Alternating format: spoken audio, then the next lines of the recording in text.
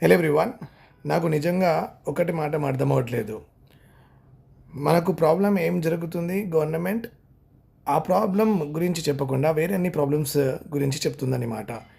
ఇప్పుడు చూడండి, మోదీ గారు ఏమంటున్నారంటే పెట్రోల్ అండ్ డీజిల్ సప్లైస్ మంచిగానే ఉన్నాయి, ఎడ్యుకేట్గానే ఉన్నాయి, టెన్షన్ పడకండి అని మోదీ గారు చెప్తున్నారు.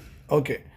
సో నాట్ ఓన్లీ డీస్, ఇక్కడ చూడొచ్చు మీరు కొన్ని అడ్వైజరీస్ కూడా ఇచ్చారు. Government warns against storing fuel in loose containers, అంటే డ్రమ్లు వెళ్ళి మన వాటర్ క్యాన్స్ ఉంటాయి కదా, అందులో పెట్రోల్ పోసుకోవడం, ఇంట్లో పెట్టుకోవడం అట్లా చేయొద్దు. అలా చేసి గవర్నమెంట్ స్ట్రిక్ట్ యాక్షన్ తీసుకుంటా అని చెప్పింది. ఓకే, జైలు కూడా అవ్వచ్చు. So don't do that. Okay. And this all government is saying. కానీ మనకు ప్రాబ్లం అసలు ఆయిల్తో లేదు కదా. మనకు ప్రాబ్లం దేనితో చూడండి, ఇక్కడ మనకు ప్రాబ్లం ఉంది ఎల్పిజితో. Hyderabad food industry could face 100 crore loss అంట. ఓకేనా, ఎల్పిజి ప్రాబ్లమ్స్ ఉన్నాయి. ఓకే, ఇక్కడ కూడా చూడండి, LPG shortages in Hyderabad, earnings half అయిపోయిన స్విగ్గీ జొమాటో వాళ్ళు కూడా సఫర్ అవుతున్నారు బికాస్ రెస్టారెంట్ నుంచి ఆర్డర్ పోవట్లేదు.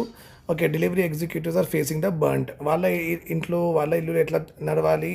No one is talking about it. Telangana LPG stations దగ్గర చాలా కేయాస్గా ఉంది, చాలామంది కూడా చేస్తున్నారు, ఎందుకంటే సిలిండర్ షార్టేజ్ ఉంది. సో అదే కదా నేను చెప్పింది. మనం మాట్లాడుతున్నాం ఏంటి, మనకు కావాల్సింది LPG. Government oil and diesel గురించి చెప్తుంది. So this is very very different from what we are actually expecting. CM sir, Revanth Reddy sir ఏదో ఒకటి చెప్పాలి దీని గురించి, ఎట్లా మనం మేనేజ్ చేస్తున్నాం. That is important in order to prevent any chaos, any problems in our society. I hope this is clear to you. మీ opinion ఏముంది?